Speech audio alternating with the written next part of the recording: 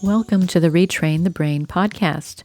I'm Madeleine Lowry, a neural retraining specialist who helps people resolve the subconscious stress patterns that keep them stuck in chronic illness.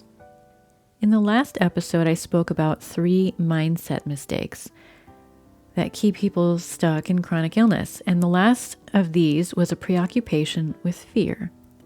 Today, I want to dive deeper into that topic, one that almost everyone with chronic illness struggles with. Worry. And not just occasional worry, but the kind of repetitive, looping worry that feels compulsive and becomes part of the background noise in your mind. And here's what I want you to understand. The simple act of worrying degrades your health. And you may not even be aware of the extent of these worry and rumination patterns because of our tendency to habituate. Dr. Lissa Rankin writes about this in her book, Mind Over Medicine. She explains the average person experiences somewhere between 50 and 100 stress responses a day. But for someone with chronic illness, that number can be many times higher. Sometimes a couple of hundred stress responses every single day. We can experience stress with every thought, every negative observation, every twinge of pain, every feeling of frustration or discouragement. Over time, as I explained in a previous episode, those triggers become hardwired. The brain becomes more reactive, and so it takes less and less to activate the stress patterns, and once the stress response is on, it tends to stay on longer. If your functional medicine practitioner has ever told you that you are sympathetic dominant, this is what they are describing. It means your body is spending most of the day in the stress response, fight, flight, or freeze.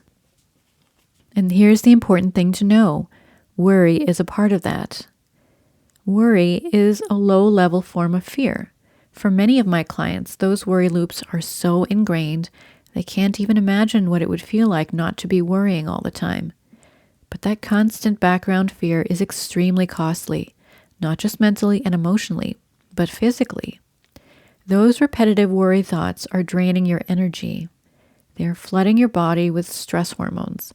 They are sending a biochemical signal to every cell in your body that says, "We are not safe."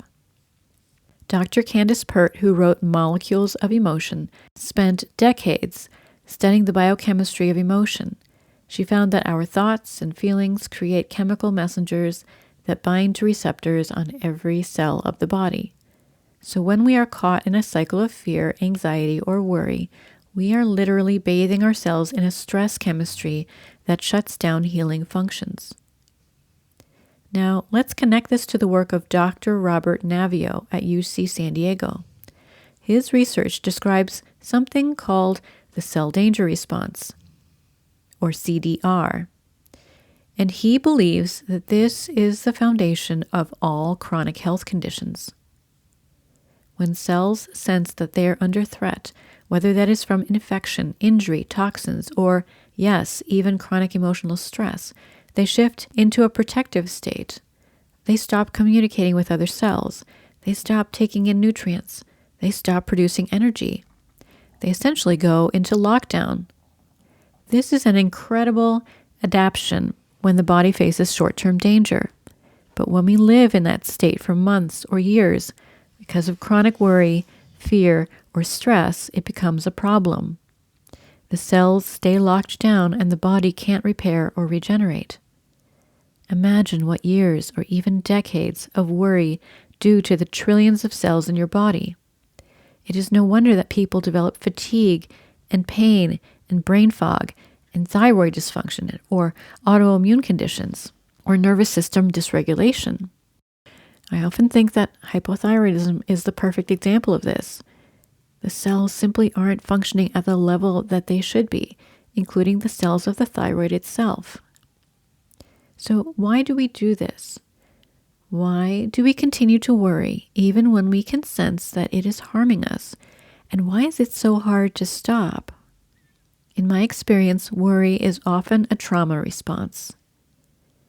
When we have felt powerless or unsafe in the past, our mind tries to create safety through control, and the only thing it can control, sometimes, is our thoughts. We think that if we can imagine every possible outcome, somehow we can prevent bad things from happening. But of course, that is not how life works. And for many people, worry becomes a form of magical thinking, the belief that if we stay vigilant, we will stay safe. But the irony is that this vigilance is what keeps our bodies stuck in survival mode. So how do we turn this around? Meditation and mindfulness can help calm the nervous system and create awareness of the worry loop. But for many people, these patterns run so deep in the subconscious that they are hard to change through willpower alone. And that is where advanced neural retraining comes in. The MAP method, which I use in my work, allows us to work directly with the subconscious mind to rewire those deeply embedded fear and worry patterns. When we resolve the roots of chronic worry, often linked to earlier experiences of fear, helplessness, or loss of control, the mind can finally relax. And when the mind relaxes, the nervous system follows. The body gradually comes out of the stress response, and healing begins. When my clients start to calm these worry loops, they often notice they have a bit more energy. Their digestion may improve. Their sleep may deepen. Their symptoms may begin to shift, slowly at first, but then more and more over time, because all the energy that was being spent on stress is now available for healing. If you recognize yourself in what I've described, if you find that you're constantly worrying about your symptoms, your future, your health, or anything else, I encourage you to explore this work. Even just a few MAP sessions can make a profound difference. When we quiet the mind, when we turn off the stress response, the body begins to heal itself. Thank you for joining me today for this episode. If it resonated with you, please share it with someone who might need to hear it. And tune in next week as we continue to explore how retraining the brain can transform chronic illness. If you like what you are hearing, please listen again and remember to follow us and leave a review on iTunes or your favorite podcast app so that others can find us as well. Check out our free courses about retraining the brain at mapforhealth.us, or schedule a free consultation or an introductory session at tcneuralretraining.com. Content of this podcast copyright 2025 by Twin Cities Neural Retraining.